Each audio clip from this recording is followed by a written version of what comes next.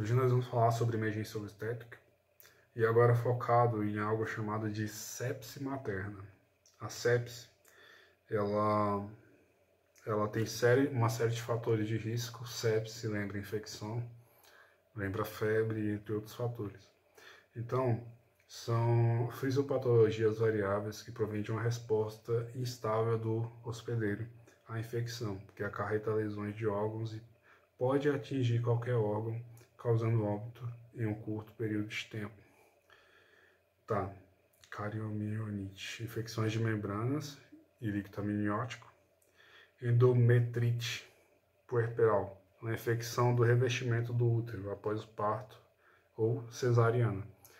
Outro conceito é o aborto infeccioso, que a gente falou no outro vídeo, que diz respeito a uma infecção grave do útero pós-parto.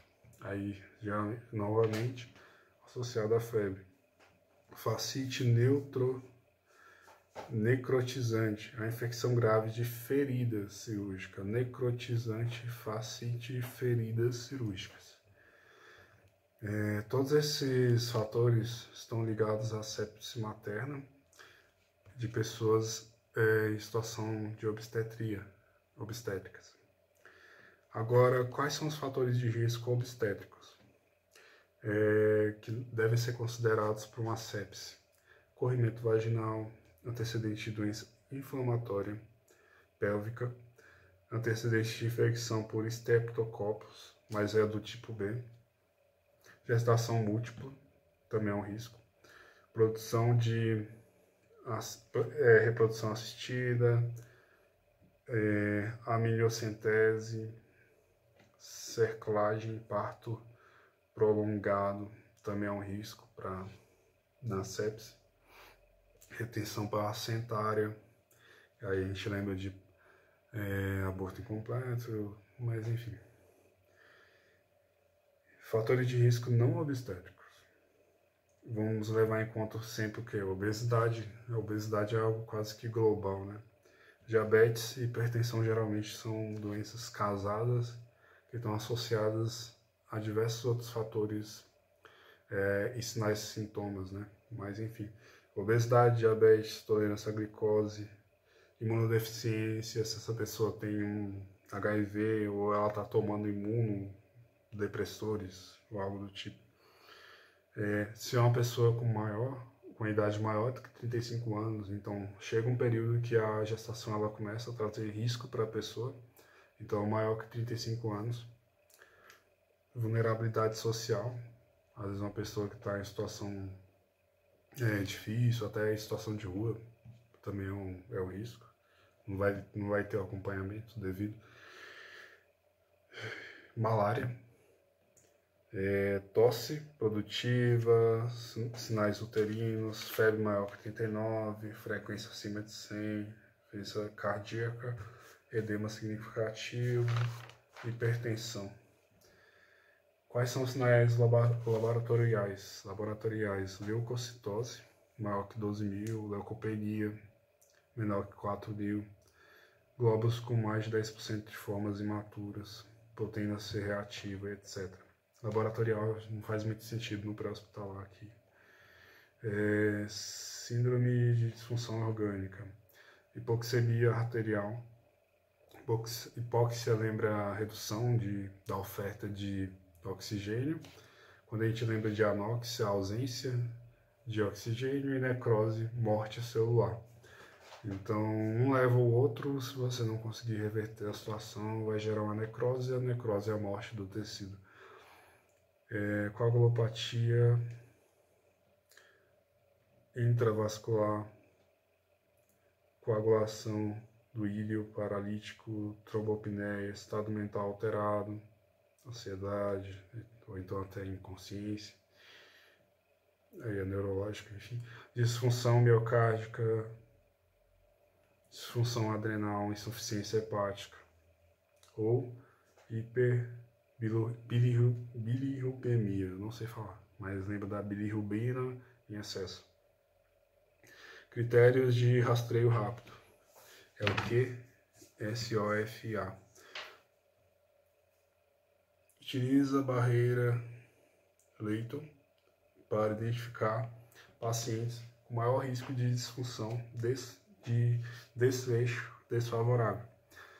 Por exemplo, uma frequência respiratória acima de 22 respirações por minuto, PAS, pressão arterial sistólica acima de 100 milímetros de mercúrio e Glasgow menor que 15. 15 já é normal, então qualquer valor abaixo de 15 já vai ser considerado como um fator de risco para sepse. Beleza, tratamento. Atuar na primeira hora. O tempo ouro, considerado prazo ouro, momento ideal de ação, ele varia entre a primeira hora em que você identifica ou atende aquela pessoa. Então não pode demorar para tratar esse tipo de situação. Noradrenalina, para manter a pressão arterial média maior ou igual a 65 milímetros de mercúrio. PAM PAM-PIC. PAM é igual a pressão arterial.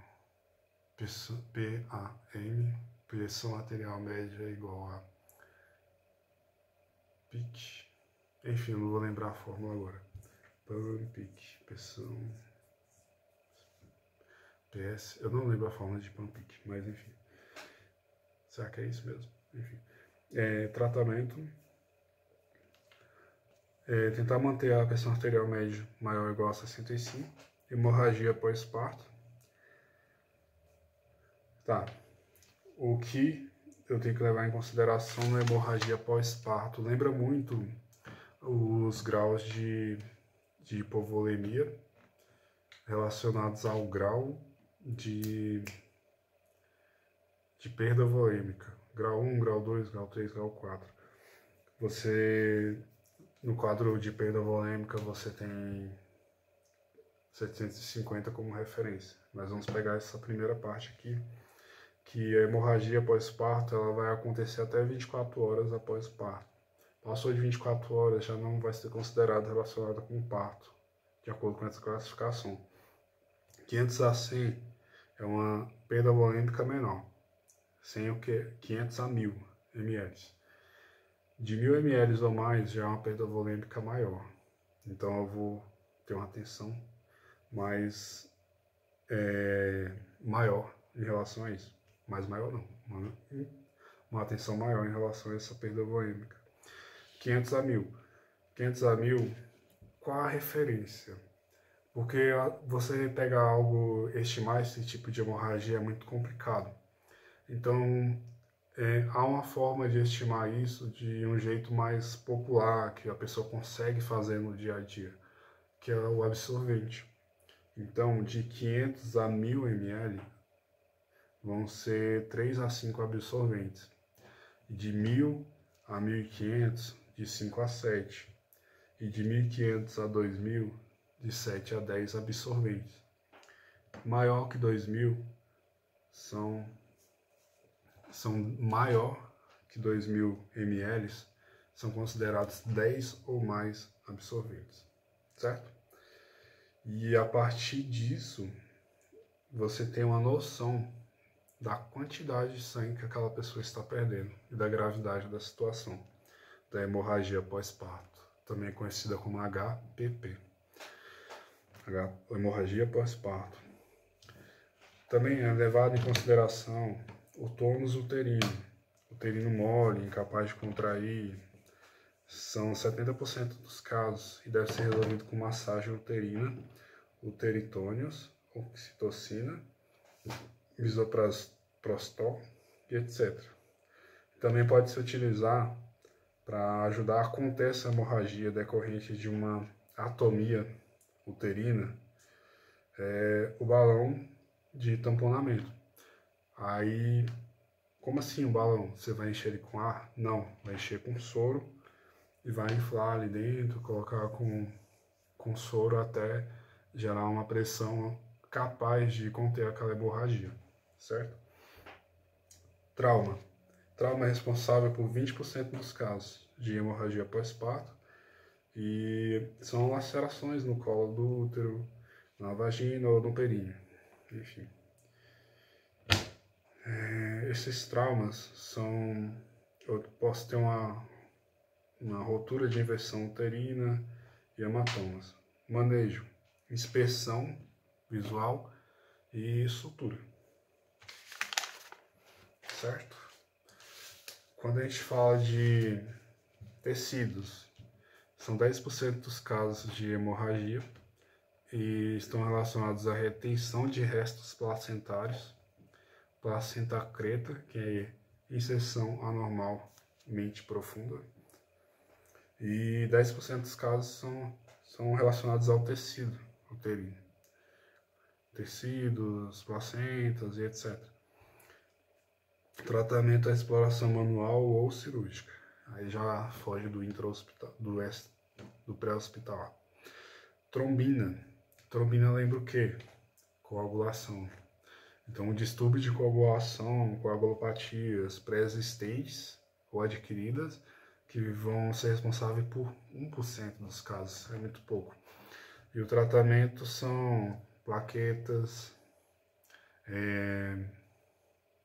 plasma sanguíneo e crioprecipitados, certo?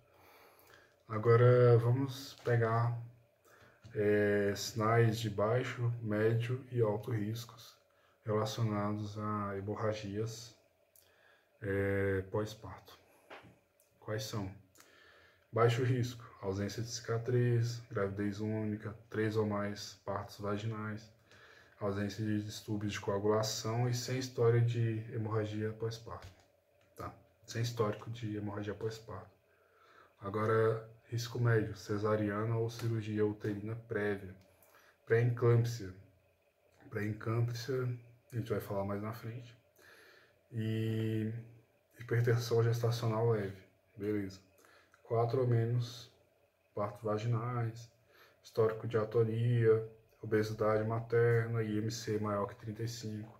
Todos esses fatores são levados em conta. Placenta prévia. Placenta prévia de inserção baixa. Como assim? Pré-eclâmpsia grave. Então, um sinal de maior gravidade na pré-eclâmpsia a gente vai explorar mais à frente. Plaquetas abaixo de 100 mil, hematócrito abaixo de 30%, mais fatores de risco.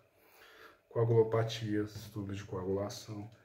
Uso de anticoagulantes também. Deslocamento prematuro de placenta, placenta anômala, 2 ou mais fatores de risco médio. Então, se tiver 2 ou mais fatores médios, eu vou ter o risco alto, que é o que a gente acabou de falar. Placenta prévia, pré-eclâmpsia, coagulopatias, deslocamento prévio de placenta e etc. Índice de choque. Agora, isso aqui lembra bastante os graus de hipovolemia, né? Enfim, o índice de